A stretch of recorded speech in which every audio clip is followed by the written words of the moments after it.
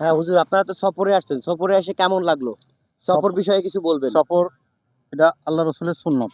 এটা সফর সিররু ফিল আরদ। আল্লাহ বলছে যে তোমরা আমার জমিনকে ঘুরে দেখো, আমি কত সুন্দর এরকম পৃথিবী সৃষ্টি করছি, কোনো যাও কি নাই, কোনো খুদ নাই, কোনো যাও কি নাই, কোনো খুদ নাই, সব করেন আল্লাহ পাক। আল্লাহ যে পাথর, পাথর ছাড়া পাথর বানাইছে, আসমান ছাড়া আসমান, জমিন ছাড়া জমিন, সব কিছু ছাড়া আল্লাহ সব কিছু বানানো, আল্লাহ সে সব কিছু বানাইছে।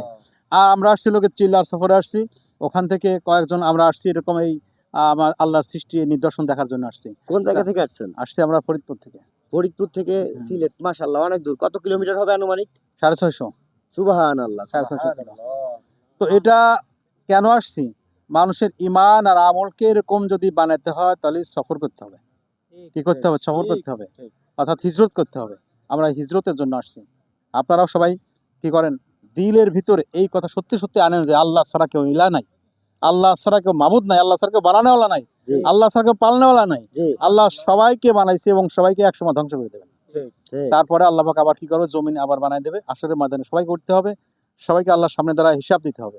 এরপরে মানুষ হয় জাহান্নামে যাবে, নাহলে জান্নাতে যাবে। মানুষের অন্য কোনো অপশন নাই। মানুষকে আল্লাহ ছাড় দিয়েছেন, ছেড়ে দেন নাই। মানুষ একসময় কিছুই ছিল না। আবার আল্লাহ পাক এরকম কিছুই থাকবে না, ভ্যানিশ করে দেবে। আবার আল্লাহ পাক ওখান থেকে আল্লাহ উঠাবে।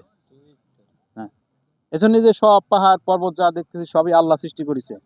কে সৃষ্টি করছে? আল্লাহ সৃষ্টি করছে। ওই আল্লাহই কর্নেওয়ালা। ঠিক আছে।